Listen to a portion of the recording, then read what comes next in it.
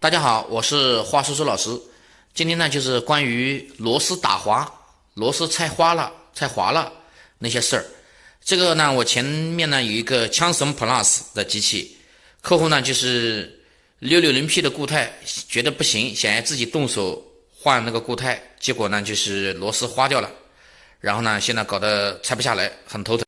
然后客户呢就是自己买了个固态，然后呢寄到我们这边来帮他搞定，主要螺丝花了拆不下来。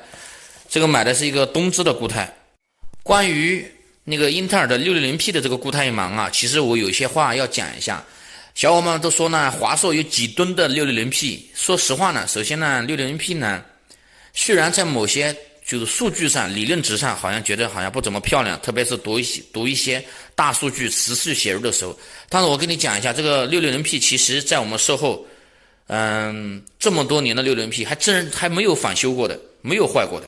所以说呢，关于660P 呢，小伙伴们也不要云意育云，感觉网上啊在评测660P怎么的不行。但是你要考虑到稳定性啊，有些是理论值，但实际用的时候考虑它返修率啊，坏的多不多啊，别到时候里面资料丢失啊这种情况呀，对不对？所以说也不能以跑分高或者读写数据或者理论值比较高就证明这个固态就一定好。好，我们下面就步入正题。之前呢，就是前提我已经把这个螺丝全部拆掉了。好，咱们把盖子掀开来看一下啊。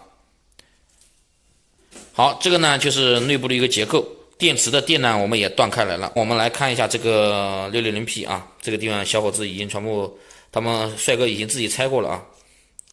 咱们看一下这个螺丝啊，这个螺丝花的还是比较严重的。这个你看，全部圆了，这费了多大的力气啊！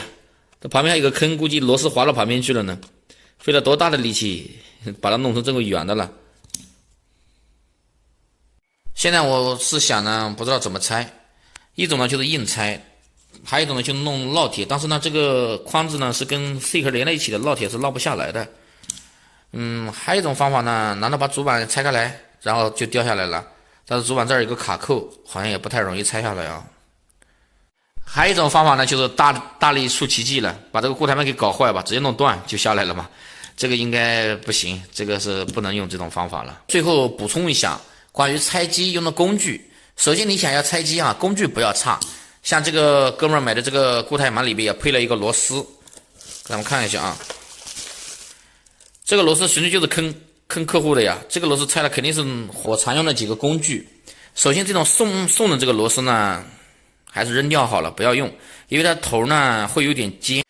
咱们看一下啊，这两个螺丝呢，就是这个头呢比较尖，咱们来个特写啊，那头比较尖，这两个都比较尖，这种呢就特别容易把螺丝给拧花了，因为比较尖，它收不到力嘛，螺丝收不到力，然后呢就滑掉了。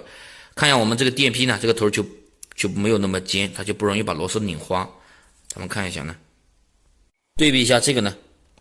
这种螺丝刀不是那种尖头呢，好，直接就卡进去了呢。像这种呢，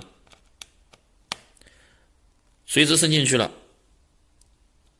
它还有活动空间呢。我已经压得很紧，它还有活动空间，这种肯定螺丝不花才怪呢。所以说大家拆机的时候要注意一下工具呢，要注意一下工具，不要太尖的螺丝头呢。